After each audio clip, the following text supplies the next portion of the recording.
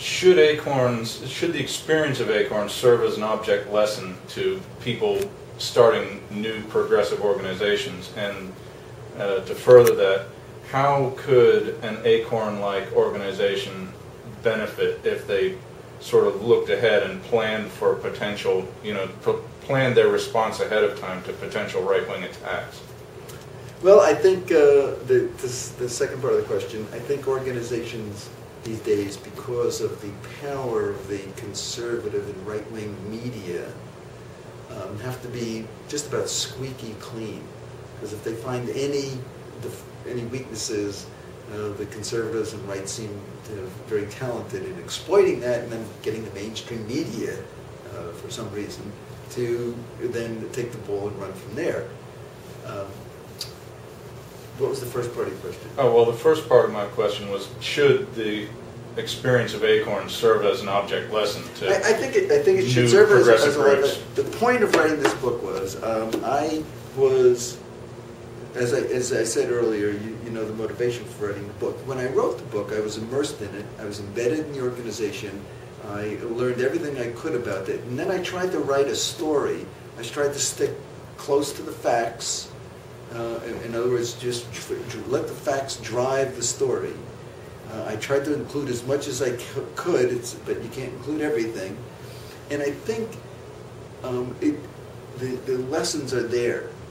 The lessons of its strengths and its weaknesses. And at this point, it's an extremely useful tool for anybody that wants to make a difference, small or big. In some ways, it's not only a good story because it's written like a novelistic, it follows the characters, but I think it's also a how-to about how to make a difference. Okay, and that sort of plays into the next supplemental question in here. I was going to ask, how could a group like ACORN in the future avoid the self-inflicted wound? Well, I think they need to learn from the management weaknesses of ACORN. Which is to make sure that you have accountability, make sure your leadership is well informed, spend more of an effort to train and educate everybody in your organization, and make sure your financial controls are in order. Maybe ACORN tried to expand too quickly, too fast, and didn't have the supervisory system in place. So you got to be careful about that. But having said that, on the other hand, ACORN was the most effective anti-poverty organization, maybe the most effective progressive organization in America since the 60s. So much of what they did was right. Now, will groups like ACORN, will they always be targets for right-wing groups and for, the Koch brothers and people like that? Well, I think so. I mean, George Soros is a target. Ben Jones was a target. Anybody's a target. But I think that one of the lessons of ACORN is the way the mainstream media responded to the conservative or right-wing press, which was, instead of doing their own independent investigations about ACORN and giving us a sense of who they are, giving us a context. Who was this organization involved in voter registration? Who was the victim of these accusations of voter registration fraud? Oh, that would be that group that gave a guy dressed like Huggy Bear advice on how to smuggle underage prostitutes into the country. That's all we knew about them. There was no context to the organization. There was no investigative reporting. We've got to jump that, get over that hurdle. I'm not sure how to do that. Now, how would you characterize people like James O'Keefe and Andrew Breitbart, who were so instrumental in bringing down ACORN?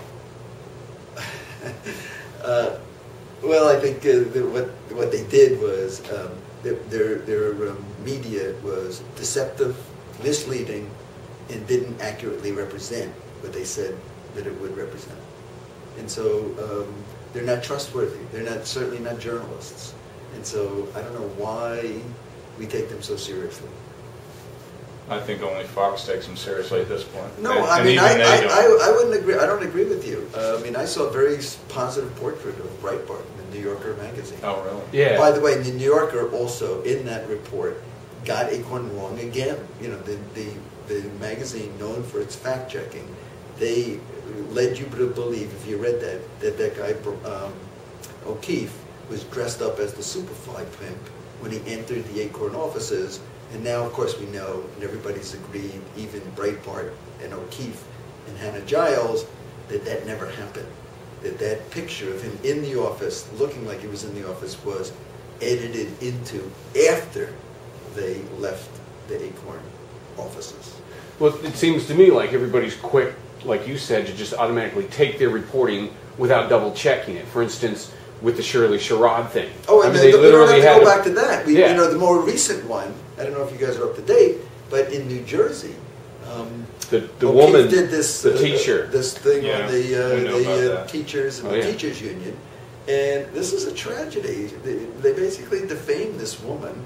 She then was hit with. She was fired. She was suspended. She lost a pay increase.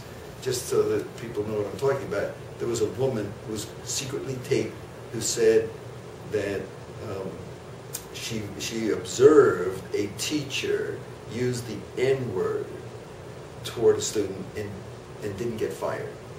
And then this popped up in a James O'Keefe video, which, by the way, they're very clever about how they do their videos. They're very funny.